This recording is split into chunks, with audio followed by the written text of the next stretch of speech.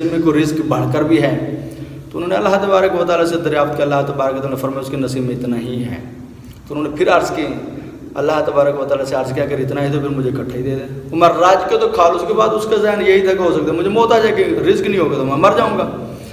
مگر جب اس کو رزق اکٹھا دے دیا گیا، اب اس شخص نے کیا خود کھایا، کچھ غربا میں بانٹا، لنگر کرایا، اس طرح وہ چلایا. ظاہر بات اکٹھا آ گیا تھا. اب جتنا راہ خدا میں دیا، اللہ تبارک و تعالیٰ فرماتا ہے میرے راہ میں 1 روپے تو میں 10 روپے دوں گا، وہ 70 آخرت میں بھی دوں گا. اب اللہ تبارک و تعالیٰ کا تو یہ وعدہ تھا.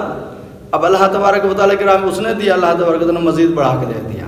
اس نے پھر دیا، اللہ تبارک و تعالیٰ نے پھر بڑھا دیا. اب وہ کرتے کرتے کرتے وہ کافی اس کا لنگر خانہ کھول گیا تو امیر. اب کچھ عرصے بعد وہ حضرت موسیٰ علیہ السلام سے دوبارہ ملتے. آپ نے فرمایا کہ ہاں جی، کہتے ہیں آپ نے تو کہا تھا کہ بھئی وہ تو اتنا ہے تو اب میرے پاس تو یہ ہے. اب آپ بھی حیران.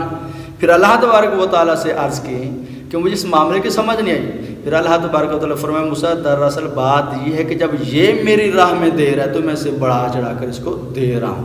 ہمارا ذہن نہیں بنتا دینے کا. اگر ہمارے پاس 10 روپے ہے نا، اللہ کے بندے 1 روپے تو دے سکتے ہیں نا، تو دے دیں.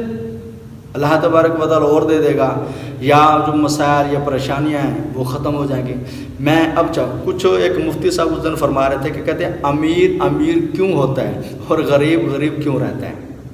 عجیب سا سوال ہے کہ امیر امیر کیوں ہو جاتا ہے، غریب غریب کیوں ہو جاتا ہے. انہیں کہ غریب کی سیلری ہوتی ہے تھوڑی، اب وہ راہ خدا میں دیتے ہوئے گھبراتا ہے.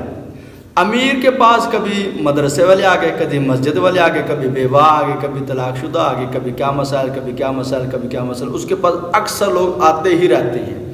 اس کو کچھ نہ کچھ ان لوگوں کو دینا پڑتا ہے. اب ظاہر بات ایک دکاندار تھا، میں اس کے پاس گیا. مجھے کہتا ہے حضرت صاحب آپ کو پتہ ہے میری جو اس دکان سے ماہانہ جو راہ خدا میں جا رہا ہے کم سے کم 30,000 روپے ہے. میں نے کہا آپ کی دکان سے جا رہے؟ کہتے ہاں. مدرسے والے علیحدہ لے کے جاتے ہیں، مسجد والے علیحدہ لے کے جاتے ہیں، فلاں مدرسے والے علیحدہ لے کے جاتے ہیں، فلاں مدرسے والے علیحدہ. اس نے پوری ڈیٹیل مجھے بتا دی.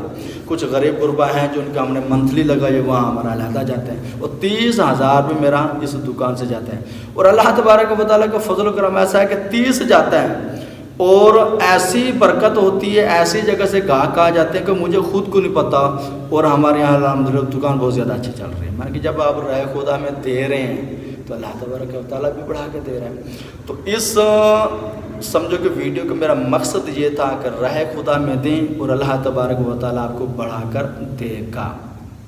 اسی طرح چلو سمجھانے کے لیے ایک اور واقعہ بتا دیتا ہوں.